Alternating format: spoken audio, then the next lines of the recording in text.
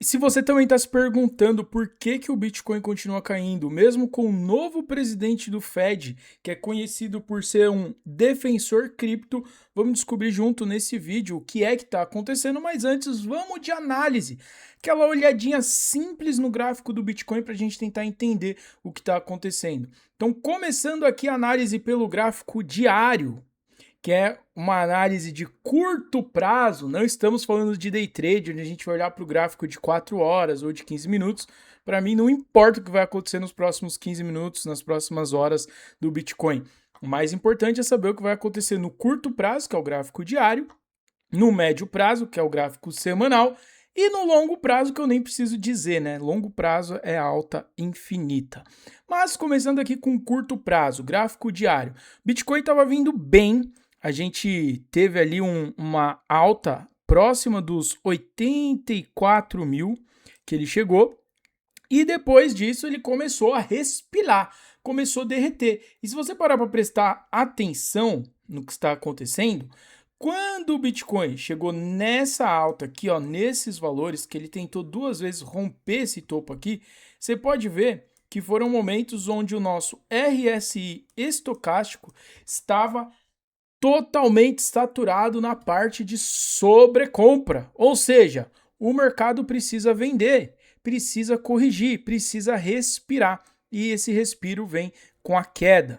E olha só o que aconteceu nos últimos dias, ele fez a queda, ficou saturado lá embaixo numa parte de opa, já vendemos o suficiente, agora precisamos respirar com compra, a gente precisa subir exatamente o momento que a gente está agora. No curto prazo, de acordo com o RSI, que é um indicador muito bom que a gente tem aqui na Margex, por exemplo, esse aqui é o RSI estocástico, mostra ali que o Bitcoin tem uma probabilidade de alta para os próximos dias. Talvez venha buscar ali os 80 mil novamente, quem sabe os 82 ou até mesmo 83 mil. Tudo vai depender do que vai acontecer essa semana, porque tem muitas notícias aqui de acontecimentos que podem impactar diretamente. E outra, o gráfico do Bitcoin não é... O gráfico se comporta de acordo com o que vai fazer o preço acontecer. Não, é o contrário. O preço acontece e o comportamento sai aqui no gráfico. Então, tudo que acontece no mundo, tudo que impacta os investidores, institucional, tudo isso vai impactar de alguma forma e o gráfico vai mostrar para a gente o que está acontecendo.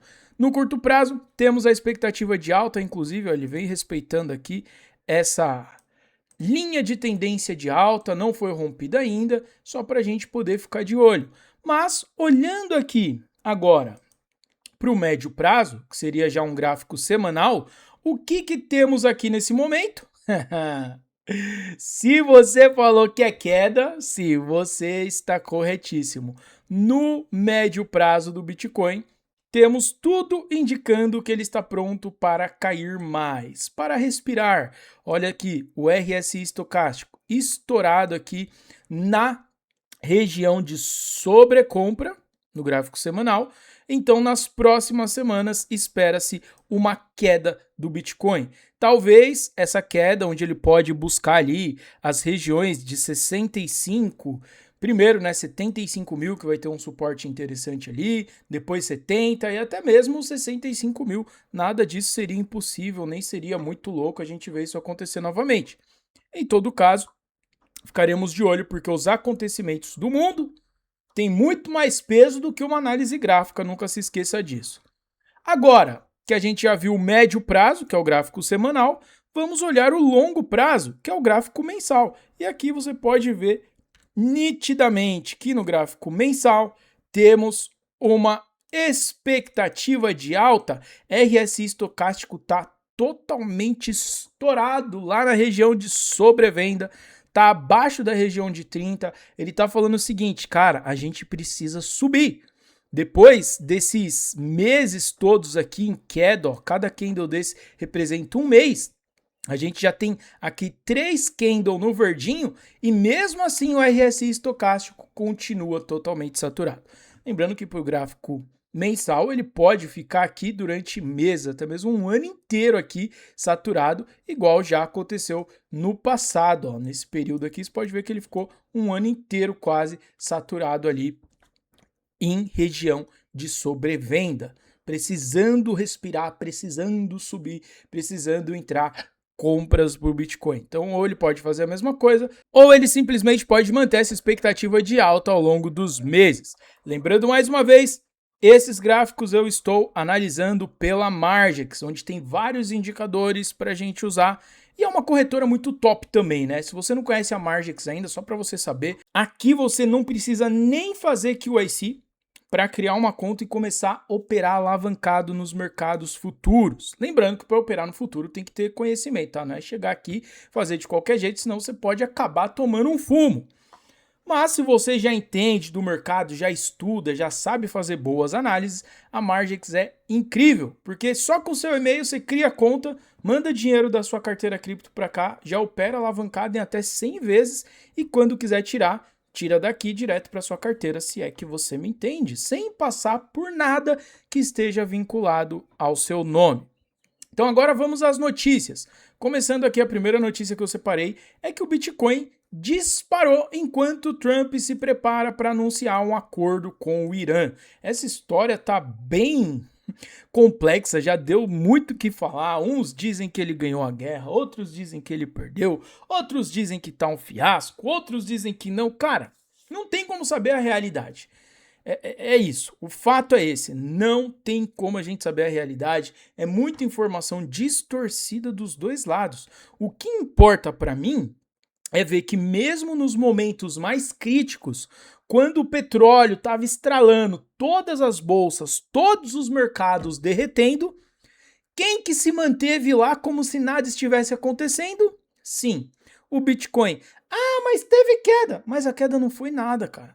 A queda que teve nesse período dessas tensões geopolíticas que tá rolando aí no mundo, não foi nada.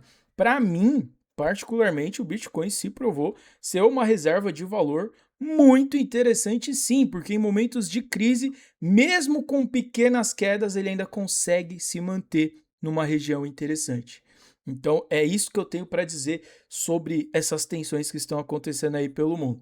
Uma outra notícia que eu separei aqui é sobre a mudança nos títulos do governo americano, que vão criar um super ciclo de alta para o Bitcoin de acordo com o analista. Então isso aqui é algo interessante também. Você vê que agora parece que a narrativa tá começando a se inverter, porque há um tempo atrás a gente entrava nos sites de notícia, cara. Era só coisa negativa, era só o caos formado, que é o fim do mercado cripto, o Bitcoin vai para 40 mil, nossa, cada merda que eu vi. Cada analista, cada especialista falando merda. Tinha especialista falando que o Bitcoin ia cair para menos de 20 mil dólares. É umas coisas assim absurdas. E agora está mudando, né? Você vê que a narrativa tá bem otimista para o Bitcoin depois de tudo que a gente passou aí. Uma outra notícia na questão da Hamilton ETFs, que solicitou um registro de ETF de renda alavancada em Bitcoin lá no Canadá. Por que isso é importante? Mais um institucional para dentro do mercado cripto. É importante, mas também tem seus riscos, tá? Porque o que acontece? Quando o institucional entra, igual a gente viu acontecer alguns meses atrás, BlackRock, essas grandes empresas oferecendo ETF de Bitcoin, o cara que compra Bitcoin através de uma corretora, ele não sabe nada do mercado cripto, normalmente, na maioria, tá? A maioria deles não sabe absolutamente nada do mercado cripto. Nunca parou para estudar o que é o Bitcoin, os fundamentos do Bitcoin, não sabe nada, só vê, Bitcoin é legal, vou comprar aqui. Compra. Na primeira derrapadinha, porque o Bitcoin é volátil pra cacete, ele sobe muito, desce muito, sobe mais, desce. Aí na primeira quedinha, por causa da volatilidade, o cara que comprou sem saber por que estava comprando já vai vender. Aí você vê essa loucura com as grandes empresas, tipo assim, muito dinheiro entra para dentro dos ETFs, aí que acontece qualquer coisa no mundo, o Trump deu um peido errado aqui, o Bitcoin caiu 5 mil num dia, aí pronto, vai todo mundo vender, meu Deus, é o fim, vou perder meu dinheiro. Aí você vê aquela bilhões de dólares em saída, nos ETFs do Bitcoin. Aí causa uma volatilidade maior ainda no mercado. Então, sinceramente, eu não sei até que ponto isso é positivo, mas é bom que o Bitcoin fica mais famoso, né? Fica mais acessível para algumas pessoas. O ruim é que essas pessoas normalmente não sabem por que tá comprando, nem o que estão comprando. Aí na primeira vaciladinha já quer vender desesperado e acaba causando toda essa volatilidade aí no mercado. E por último eu deixei essa, por que o Bitcoin tá caindo, cara? Apesar do Kevin Warsh, que é o novo diretor do Fed, a gente tinha o Titio Jerome até então, e o Titio Jerome foi trocado por esse cara, porque o Titio Jerome não era tão assim pró-cripto, né? Então todo mundo, todo o mercado ficava esperando o pronunciamento do Titio Jerome para falar da taxa de juros. E agora tirou o Titio Jerome e colocou o Kevin Warsh, que espera-se que seja um cara defensor cripto. Espera-se que ele corte as taxas de juros. Lembrando que sempre que a taxa de juros é cortada, faz com que os mercados de risco tenham uma alta, incluindo o Bitcoin principalmente. Então, falando aqui de início, que o aumento dos rendimentos desses títulos de curto prazo, os comentários agressivos do Warsh no passado estão reacendendo os temores de uma alta da taxa de juros em dezembro, o que poderia frear a recuperação do Bitcoin. Então, apesar dele ser pró-cripto, né, o pessoal tá com medinho aí, e no passado ele disse isso, talvez ele vai aumentar a taxa, mas vamos tentar entender melhor aqui. Então, o Bitcoin caiu ali para 74 mil no sábado, fim de semana passado, o nível mais baixo em um mês, apesar do titio Kevin agora ser o defensor das criptos e ele tomou posse como presidente do Federal Reserve um dia antes, na sexta-feira.